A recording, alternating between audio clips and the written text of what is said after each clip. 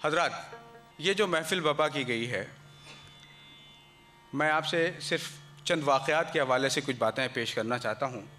پاسبان ادب ممبئی کی ایک تنظیم ہے، اس کے ساتھ ساتھ سنکلپ ویلفیئر ایسوسی ایشن ہے اور مہاراشٹر اردو اکیڈمی، ان تین تنظیموں نے مل کر کے آج کی جو محفل ہے منعقد کی ہے۔ آپ نے علی سردار جعفری کا ترانہ سنا جو اردو کے لیے انہوں نے لکھا تھا، اردو زبان کی محبت میں، اردو زبان کی جو حقائق ہیں ان سے روشناس کرایا تھا۔ اصل میں صورتحال کچھ یہی ہے۔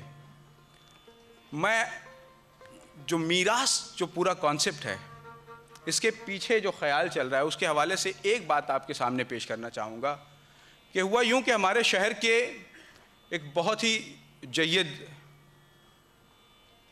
ادیب تھے، اردو زبان سے عشق تھا، زبان میں بہت کچھ لکھا، شاعر بہت اچھے تھے اور اسی زبان کے حوالے سے بہت سارا روپیہ کمایا۔ ہوا یوں کہ چونکہ روپیہ کمایا تھا اس لیے اس شہر میں بہت ساری پراپرٹی ہو چکی تھی۔ جس وقت ان کی آنکھ بند ہوئی، جس وقت ان کا انتقال ہوا، تو جس طریقے سے عام گھروں میں ہوتا ہے، گھر کی ہر چیز تقسیم کی جا رہی تھی۔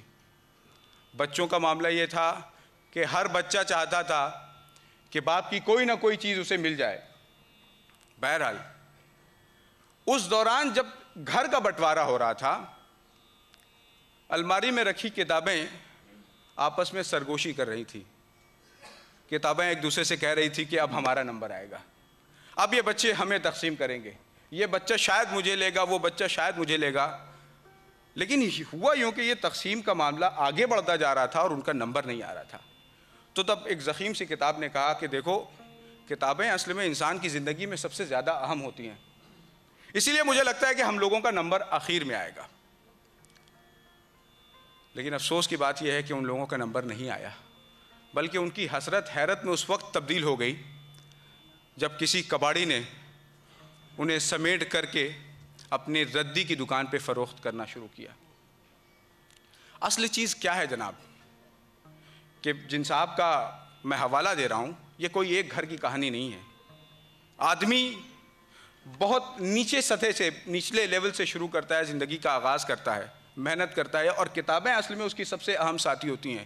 وہ ہر جگہ سے شروع میں تو جب اس کی تنخواہ کم ہوتی ہے، ایک چھوٹا سا کہیں سے کوئی معاوضہ مل جائے تو اس کو جمع کرتا ہے، کوشش کرتا ہے کہ میرے پاس یہ کتاب ہونی چاہیے، یہ لغت ہونی چاہیے، اس طریقے کی چیزیں ہونی چاہیے تاکہ میں اپنا علم بڑھا سکوں۔ اسی کی بنیاد پہ آگے بڑھتا ہے، کتابیں دنیا جہان سے جمع کرتا ہے۔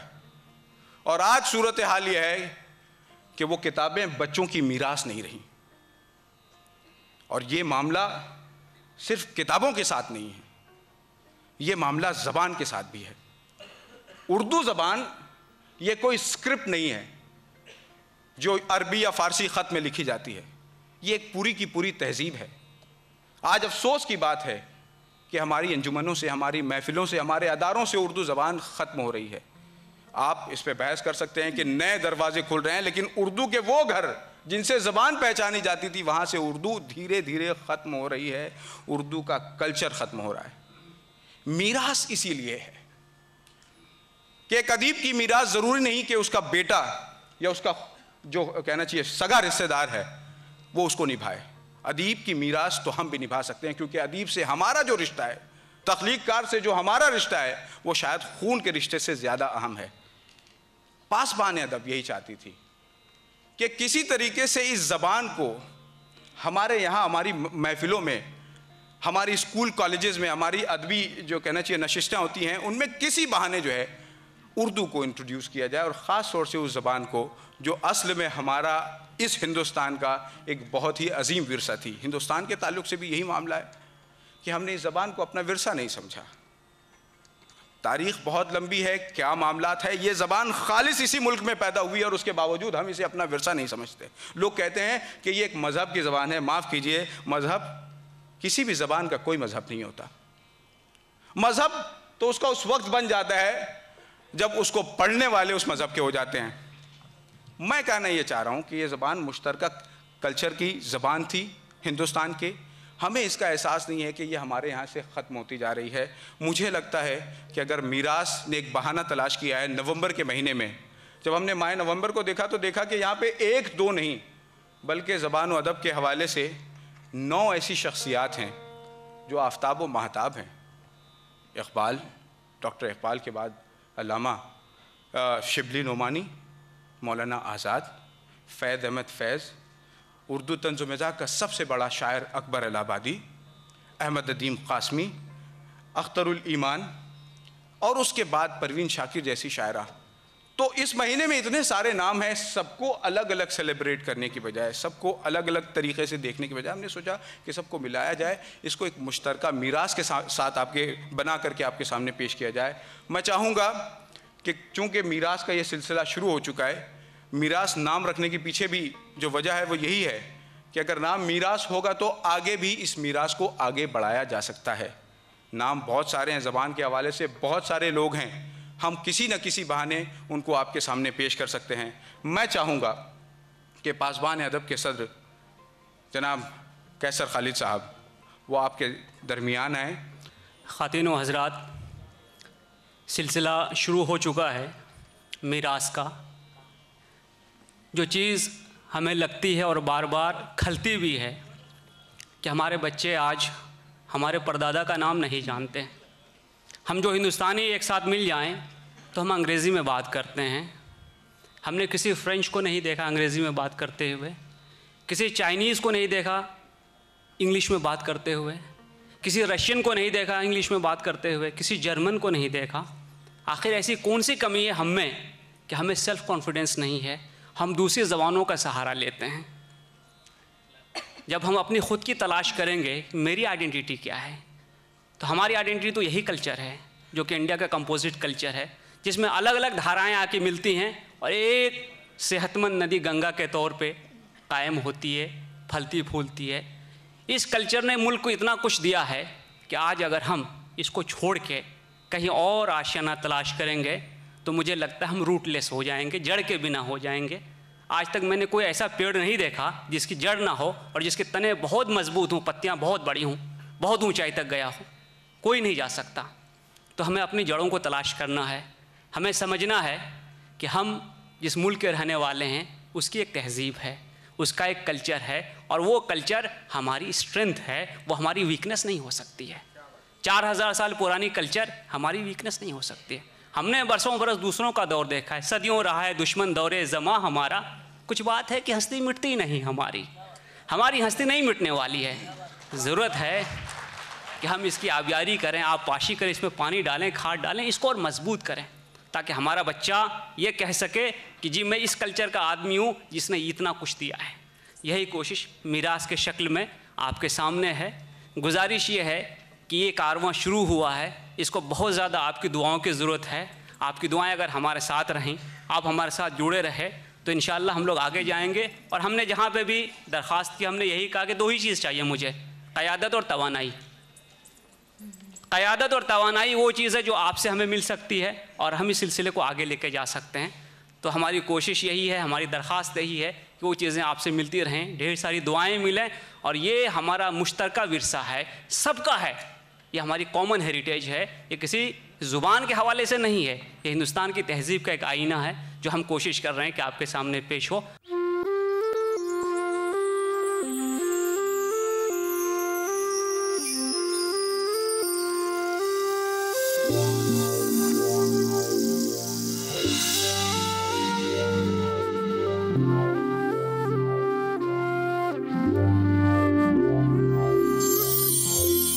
محی الدین احمد یعنی امام الہند مولانا ابوالکلام آزاد کی پیدائش 11 نومبر سن 1888 کو مکہ مکرمہ میں ہوئی۔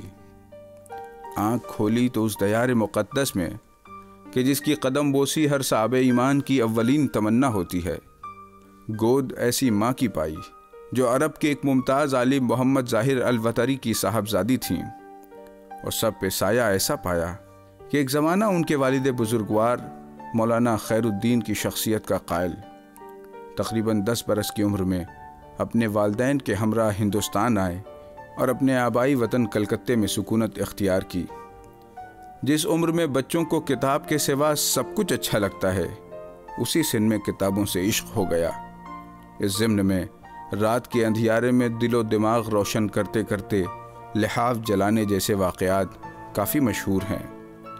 بوندیں چونکہ جلدی پڑی تھیں، چنانچہ کونپلوں کا جلدی نکل آنا بھی لازمی تھا۔ 10 سال کی عمر میں شاعری کی ابتدا کی اور 13 برس کی عمر میں جانے کیا سوجھی کہ شعر کہنا بند کر دیا۔ اس کم سنی میں کہی گئی ایک طویل غزل کا یہ شعر کافی مقبول ہوا کہ آزاد بے خودی کے نشیب و فراز دیکھ، پوچھی زمین کی تو کہی آسماں کی بات۔ 11 سال کی عمر میں نیرنگ خیال کا اجرا کیا، 13 برس کی عمر میں المصباح اور 15 برس کی عمر میں لسان الصدق جاری کیا۔ جولائی 1912 میں ہفت روزہ الہلال کا آغاز کیا، جو فرنگی سامراج کے خلاف ایک کارگر ہتھیار ثابت ہوا، لیکن اپنے تیز ترار تیور کی وجہ سے برٹش سرکار کے عتاب کا شکار ہوا اور سن 1914 میں بند کرنا پڑا۔ اس واقعے کے محض 1 سال کے اندر مولانا نے البلاغ کی اشاعت شروع کی۔ مارچ 1916 میں حکومت بنگال نے ڈیفنس ایکٹ کے تحت انہیں بنگال بدری کا حکم دیا، چنانچہ مولانا بہار چلے گئے، بعد میں وہیں قید بھی کر لیے گئے، جس کے بعد البلاغ کی اشاعت بھی بند ہو گئی۔ یہاں سے قید و بند کا جو سلسلہ شروع ہوا تو ملک کی آزادی تک تقریباً 9 برس 10 مہینے 24 دن مولانا نے سلاخوں کے پیچھے گزارے، مگر ہر بار جیل کی کال کوٹری مولانا کے لیے تصنیف و تالیف کا کارخانہ ثابت ہوئی۔ زندہ کے اندھیارے، تذکرہ، ترجمان القرآن اور غبار خاطر جیسے شاہپاروں کی روشنی سے منور ہو گئے۔ اپنی تنہائی پسند طبیعت کے باوجود مولانا آزاد نے ملک و قوم کی ابتر صورتحال کے پیش نظر عملی سیاست میں قدم رکھا۔ اپنی دور اندیشی اور معاملہ فہمی کی وجہ سے مولانا جس تحریک سے وابستہ ہوئے، لوگوں نے انہیں اپنا رہنما بنا لیا۔ مولانا نے ملک کی آزادی کی خاطر بیش بہا قربانیاں دیں، مگر جب ملک کی آزادی تقسیم کی قیمت پر حاصل ہوتی معلوم ہوئی تو مولانا نے اس کی پرزور مخالفت کی۔ ہندوستان کی اکثر سیاسی رہنما اس کی تقسیم پر رضامند ہو گئے، مگر مولانا آخر تک کہتے رہے کہ میں تقسیم وطن پر خانہ جنگی کو ترجیح دوں گا۔ حالانکہ ملک کی تقسیم نے آزاد کی کمر توڑ دی تھی، مگر اس سنے پیری میں بھی مولانا ہندوستان کی لوٹی ہاری اقلیت کی تعمیر نو کے لیے آخری سانس تک کوشاں رہے۔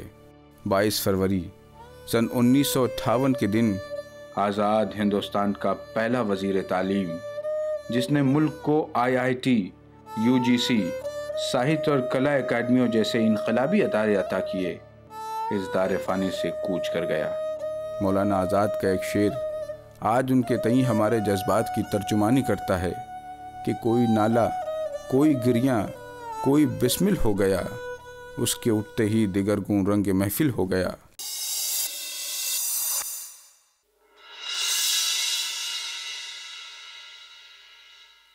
امام الہند مولانا ابوالکلام آزاد دینی اور دنیاوی علوم میں مہارت کے علاوہ صحافت، خطابت، سیاست، فراست اور وزارت کے حوالے سے جس مقام و مرتبے پر فائز ہیں، وہاں کوئی دوسرا ان کا ہمسر اور شریک یا مثل نظر نہیں آتا۔ وہ بیک وقت مجاہد آزادی بھی ہیں اور نئے ہندوستان کے معمار بھی۔ تاریخ نے اس حقیقت کو محفوظ رکھا ہے کہ جب ہمارے ملک کے کئی اہم رہنما تقسیم ہند پر راضی ہو گئے تھے، مولانا ابوالکلام آزاد تنہا وہ شخص تھے جو آخر وقت تک تقسیم کو ٹالنے پر مصر رہے، کوشش کرتے رہے۔ اور جب انہیں یہ محسوس ہوا کہ سازش بہت گہری ہے، کافی لوگ ہموار کر چکے ہیں، تو انہوں نے انڈین نیشنل کانگریس کی صدارت کے عہدے سے استعفیٰ دے دیا تاکہ پارٹیشن کے دستاویزات پر ان کو دستخط کر کے تقسیم کا ذمہ دار نہ ٹھہرایا جائے۔ یہ بڑی قربانی تھی، یہ بہت بڑا فیصلہ تھا، یہ عظمت کردار کا نمونہ تھا، اور اس نبینوں کو زندہ رکھنا، آپ تک پہنچانا بھی ہماری میراث کا حصہ ہے۔ آزاد ہوا ملک کے پہلے وزیر تعلیم بنائے گئے مولانا ابوالکلام آزاد، وہ کسی مدرسے کے ناظم تعلیم نہیں تھے، وہ ایک ملک کے وزیر تعلیم تھے ایک ایسے ملک کے وزیر تعلیم تھے جہاں بہت سی زبانیں بولی جاتی ہیں, بہت سے مذاہب کے ماننے والے لوگ موجود ہیں, بہت سے عقیدے کے لوگ موجود ہیں. تو اس کو ذہن میں رکھتے ہوئے 1948 میں انہوں نے سب سے پہلے یونیورسٹی ایجوکیشن کمیشن قائم کیا, اور اس کی سربراہی کے لیے مدراس سے ڈاکٹر سروپلی رادھا کرشنن کو لائے, جو بعد میں ہمارے صدر جمہوریہ بنے. اس کا کام یہ تھا کہ ہمارے ملک کا نظام تعلیم کیا ہو, ہماری یونیورسٹیوں میں کیسی تعلیم دی جائے. اس کے بعد مولانا نے Indian council for science research کی بنیاد ڈالی, Indian council for agricultural research کی بنیاد ڈالی, Indian council for historical research کی بنیاد ڈالی, Indian council for cultural relation کی بنیاد ڈالی, اور بہت سی اکیڈمیز قائم کی. انہوں نے ساہتیہ اکیڈمی کی بنیاد ڈالی, فنون لطیفہ میں جتنے بھی چیزیں شامل ہیں ان سب کو اس میں شامل کیا, کلا ناٹک اکیڈمی کی بنیاد ڈالی. اور ان موقعوں پر انہوں نے جو تقریریں کی ہیں, جب وہ یونیسکو میں تقریر کر رہے ہوں, جب وہ پارلیمنٹ میں تقریر کر رہے ہوں, جب وہ کانگریس کے اجلاس میں تقریر کر رہے ہوں, جب وہ جامعۃ العلماء کے اجلاس میں تقریر کر رہے ہوں, تو ان کی گفتگو کے فرق کو اور ان کی زبان کے فرق کو دیکھا جا سکتا ہے. اتنی عظمت, اتنی قدرت عام آدمی کو نہیں ہوتی, یہ اسی کو حاصل ہوتی ہے جسے قدرت عطا کرتی ہے. 1951 میں کھڑگپور میں انسٹیٹیوٹ فار ہائر ٹیکنالوجی کی بنیاد رکھتے ہوئے مولانا آزاد نے کہا تھا کہ آج تک ہندوستان کے بچے, ہمارے طلباء ٹیکنیکل تعلیم کے لیے ملک سے باہر جاتے ہیں, لیکن آج کے بعد باہر کے طلباء ٹیکنیکل ایجوکیشن کے لیے ہندوستان آئیں گے. اور دنیا نے دیکھا, تاریخ نے اسے محفوظ رکھا ہے کہ جب پہلا بیچ انسٹیٹیوٹ آف ہائر ٹیکنالوجی کا باہر نکلا ہے تو نیشنل اور انٹرنیشنل کمپنی کی, نیشنل اور انٹرنیشنل کئی کمپنیاں ایک ایک بچے کے پاس پلیسمنٹ کا پروانہ لیے ہوئے دوڑ رہی تھی کہ تم میرے یہاں چلے آؤ, تم میرے یہاں چلے آؤ, تم میرے یہاں چلے آؤ. تو ہم ٹیکنیکالوجی میں ہندوستان کی جو ترقی دیکھ رہے ہیں یہ مولانا آزاد کی دین ہے. ہم ہندوستان کی جو قومی تعلیمی پالیسی دیکھ رہے ہیں یہ مولانا ابوالکلام آزاد کی دین ہے. مولانا آزاد کی اس دین کی حفاظت کرنا ہمارا اور آپ کا فریضہ ہے. ہم اس کا استقبال کرتے ہیں, اس کے ایکسپینشن کا, اس کی توسیع کا استقبال کرتے ہیں. لیکن ہمیں کہیں کہیں یہ بھی محسوس ہوتا ہے کہ مولانا نے انجینئرنگ اور ٹیکنالوجی کی جس تعلیم کے جس معیار کا خواب دیکھا تھا, کوشش کی تھی, معیار عطا کیا تھا, بعد میں پولیٹیشینز کے دباؤ کی وجہ سے جو نئے نئے ادارے قائم آئے وہاں انجینئرنگ اور میکینک کا فرق مٹتا چلا گیا. ہمیں اس فرق کو برقرار رکھنا ہے, ہائر ٹیکنالوجی میں آگے بڑھنا ہے, دنیا کی قیادت کو آگے بڑھانا ہے, اور دنیا کو یہ بتانا ہے کہ ایک ایسا شخص جو یونیورسٹی تو کیا, انسٹیٹیوٹ تو کیا, ہائر ٹیکنالوجی کا انسٹیٹیوٹ تو کیا, مدرسے کا پڑھا ہوا بھی نہیں ہوا تھا, اس نے ہندوستان کی قومی پالیسی بنائی ہے اور ایسی تعلیمی پالیسی بنائی ہے جس سے آگے ابھی تک ہندوستان کا کوئی وزیر تعلیم نہیں بڑھ سکا ہے. ہم بہت کچھ ان کے بارے میں بول سکتے ہیں, آپ سن سکتے ہیں, اور لیکن اگر یہ کہہ کر خاموش ہو جائے کہ معیار کمالات بنا کر تیری تصویر دانستہ مصور نے قلم توڑ دیا.